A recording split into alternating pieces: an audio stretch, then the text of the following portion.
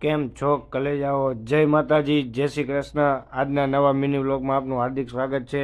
આપણે મોહિતભાઈને ઉઠાડી દીધા છે. હવે મોહિતભાઈ કહે કે સવારમાં હવે પહેલાં તો આપણે ખાવાનું કામ કરવું પડશે. તો મેં કીધું ચલો હવે ખાઈ લઈએ, પહેલાં નહીં ધોઈ લઈ. નહીં ધોઈને આપણે નીકળી જઈએ ખાવા માટે. તો ચલો હવે આપણે નીકળી ગયા છીએ નહીં ધોઈને રેડી થઈને, હું ને મોહિતભાઈ કીડિયારું પૂરવા. આપણું સવારમાં ડેઈલી રૂટીન કામ એક છે કે સવારમાં ઉઠીને ભગવાન માતાજીની પૂજા કરવાની, પછી ડેઈલી રૂટીન આપણે કીડિયારું પૂરવા આવવાનું.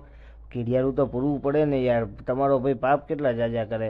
હવે આપણે આવી ગયા છીએ મેમનગર ફાયર સ્ટેશનની બાજુમાં. મોહિતભાઈ કે અહીંયા ચલો ભારતભાઈ આપણે મેંદુવડા અને ઇડલી બહુ જોરદાર મળે છે, તો આપણે ટ્રાય કરવા આવી ગયા છીએ. જો તમે ને બી ઈચ્છા થાય તો કોઈ બી એકવાર આવજો જરૂરથી, ચોક્કસથી તપાસ. આપણે આવી ગયા. હવે શેરડીનો રસ પી લીધો હતો રસ્તામાં, મોહિતભાઈ તરફથી પાર્ટી હતી.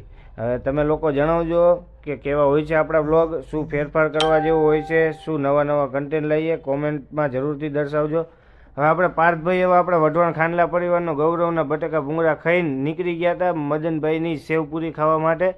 સેવપુરી ખાવા આવી ગયા છીએ. સેવપુરી ખાઈને આપણે આવી ગયા છીએ. હવે બાલ દાઢી કરાવવા જવું હોય એટલે લાગે કે ના બાબલો ટનાટન છે. જો કેવો કાનુડા જેવો લાગુ, નજર નો લાગી જાય હો. હવે આપણે આવી ગયા છીએ આપણા બધા ભાઈબંધ મિત્રો જૂના અમદાવાદના.